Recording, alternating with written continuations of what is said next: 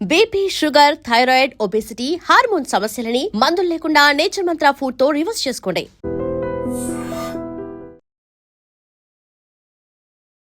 నమస్తే రజిత మేనపల్ గారు. నమస్తే జయ. అంటే ఒక బాధాకరమైన ఒక విషయం మాట్లాడుకోవాల్సిన పరిస్థితిలోకి వచ్చాము. ఏంటంటే ఆయిషా మీరా, ఈ పేరుని తెలియని వారు లేరేమో మన 2 తెలుగు రాష్ట్రాల్లో.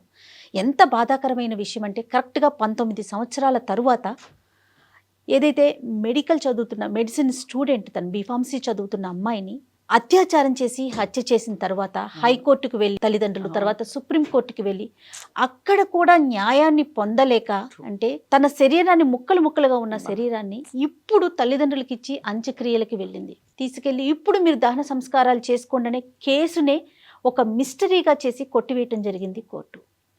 నిజంగా ఆ తల్లిదండ్రుల బాధ వర్ణనాతీతం, మాటల్లో చెప్పలేం. ముఖ్యంగా ఒక మైనార్టీకి సంబంధించిన ఒక ఆడపిల్ల, గుంటూరు జిల్లాకు చెందిన పిల్ల, మనందరికీ తెలుసు. ఇంకా మేమేం చేయలేకపోతున్నాం, ఇంతే, ఈ కేసులో ఇంతవరకే తీసుకెళ్ళగలిగాం, ఇదే న్యాయం అంటే మనం న్యాయ వ్యవస్థను మాట్లాడుకోవాలా, సమాజాన్ని మార్చుకోవాలా? ఎవడైతే హత్య చేశాడో, అత్యాచారం చేశాడో, బహుశా మనందరితో పాటు ఇక్కడే మన సమాజంలోనే తిరుగుతున్నాడేమో, వాళ్ళకి మనం ఏం సమాధానం చెప్తున్నాం, ఏం చూపిస్తున్నాం, ఎలాంటి దారి చూపిస్తున్నాం?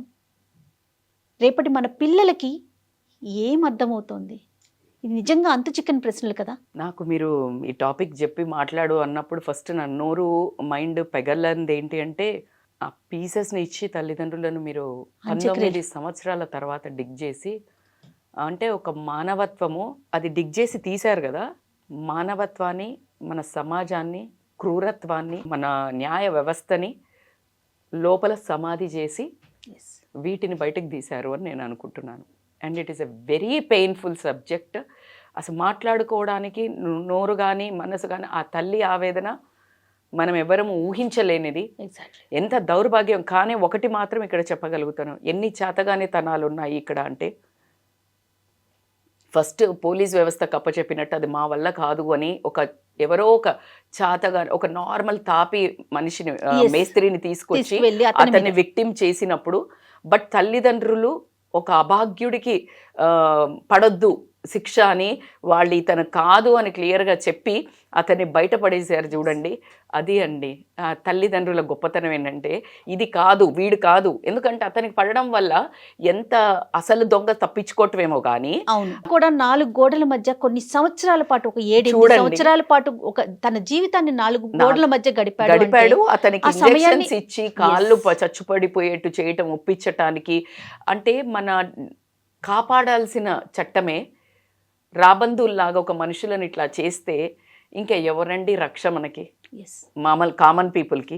ఫస్ట్. సెకండ్ పాయింట్, సిబిఐకి అంటే most trusted wing of the world, అంటే మన ఇండియా కానీ ఎక్కడికి కానీ సిబిఐ అనగానే చూడు ఛేదిస్తారు అనే మన ఉద్దేశంలో ఒక డైనమిక్, ఒక రోల్ మోడల్స్, ఒక హీరోస్ సిబిఐకి ఇచ్చామంటే మనం కొంచెం సుక్కూన్గా పడుకోవచ్చు అనే ఒక వ్యవస్థ కూడా ఈరోజు 19 సంవత్సరాల తర్వాత జైలు అలా దులిపేసుకుని మా వల్ల కాదు, ఇది ఇప్పటికి లేట్ అయిపోయింది, విట్నెస్లు లేవు, మేము పట్టుకోలేకపోతున్నాము అని అంటే ఎవరితో చేతులు కలిపారు, ఎవరు? అరే ఎంత పెద్దవి మీరు ఎక్కడండి? 19 ఏళ్ళ ఎప్స్టీన్ ఫైల్స్ పెద్దవి బయటపడ్డ ఒక మన దాంట్లో ఇది ఒక మనిషి, నేనేమంటున్నాను, గుప్పడు ఇలా పట్టుకోవాలి అనుకున్న విప్పాల్సిన వ్యవస్థ పట్టుకొని వాళ్లే కాపాడితే మనం ఎవరిని ఏం చెయ్యలేము, అంతే కదండి.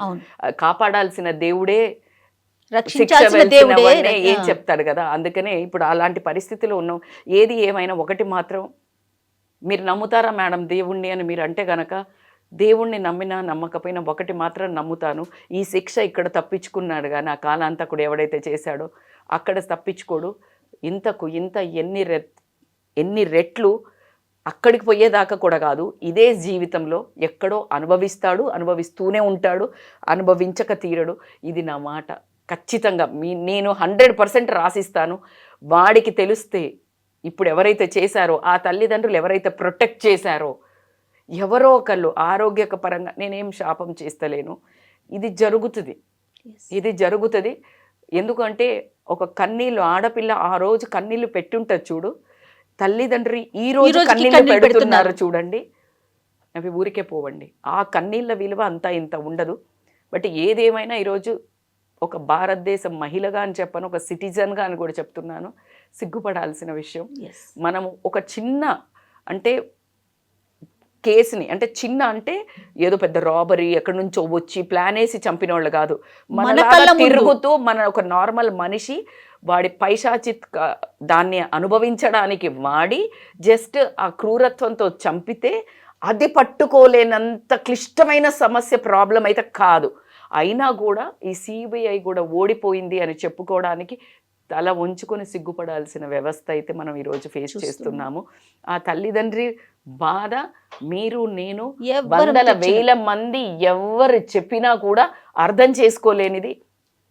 వాళ్ళిద్దరికీ 100% కొంచెము ఓదార్పు దేవుడు ఇవ్వాలి అని మనందరం కూడా, ఎందుకంటే మీ అందరి ఎనర్జీ నన్ను హీల్ చేసిందని నమ్ముతాను కాబట్టి మనందరం కూడా మన ప్రేయర్స్లో ఆ తల్లి అయేషాకు స్పిరిట్ వచ్చి వాళ్ళ తల్లిదండ్రితో ఉండి వాళ్ళని చూసుకోవాలని, ఆమెకి న్యాయం ఖచ్చితంగా ఆ శిక్ష ఆ స్పిరిట్ వాళ్ళకి విధిస్తుందని నేను నమ్ముతూ, అట్లానే అమాయకుడైనటువంటి సత్యం బాబుకి కూడా బంగారు భవిష్యత్తుని కోల్పోయి 4 గోడల మధ్య కొన్ని సంవత్సరాల పాటు గడిపాడు. ఆ తల్లిదండ్రి ఎంత నరకము, ఆ చుట్టాల్లో మనము పక్కన ఏమేం జరుగుతుందో తెలియదు మనకి.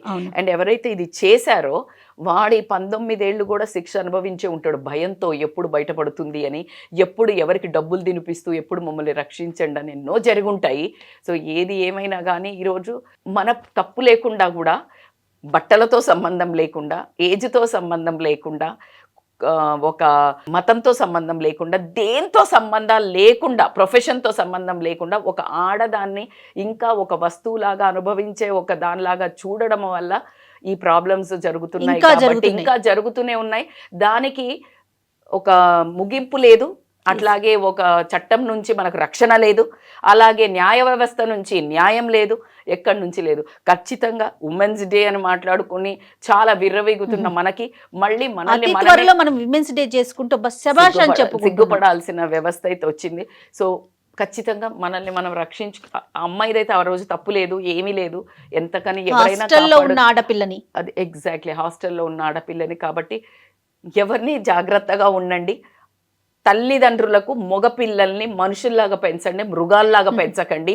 ఒకవేళ మృగాల్లాగా మారితే గనక దేవుళ్ళలాగా దైవతుల్లాగా అమ్మాయి తల్లిదండ్రుల్లాగా శిక్షించండి, తీసుకొచ్చి జైల్లోకి అప్పచెప్పండి, వాడికి శిక్ష విధించండి. ఇది మాత్రం నేను కోరుకుంటాను. కానీ వాటిని కొంగేసి తల్లి కప్పి పుచ్చొద్దు అని మాత్రం నేను ఖచ్చితంగా వేడుకుంటాను. అలానే చట్టం న్యాయ వ్యవస్థలో కూడా మార్పులు రావాలి. క్విక్ డెసిషన్ ఉండాలి, స్ట్రాంగ్ డెసిషన్ ఉండాలి. 19 ఏళ్ళ 19 అయినా ఉపయోగం లేదు. చూడండి, అట్లీస్ట్ కొన్నన్నా మనం చూసాం, కసబ్ది ఇట్లాంటి ఎన్నా మనం చూసాము. బట్ ఇది చాలా వర్స్ట్ పెయిన్ఫుల్ జడ్జిమెంట్ అని చెప్పొచ్చు, పెయిన్ఫుల్ గివప్ అని చెప్పొచ్చు. ఈ రోజు ఖచ్చితంగా సిబిఐ కానీ న్యాయ వ్యవస్థ కానీ చట్ట వ్యవస్థ మాత్రం చాలా ఓడిపోయిందని నేను కూడా తలదించుకొని ఒప్పుకోవాల్సింది.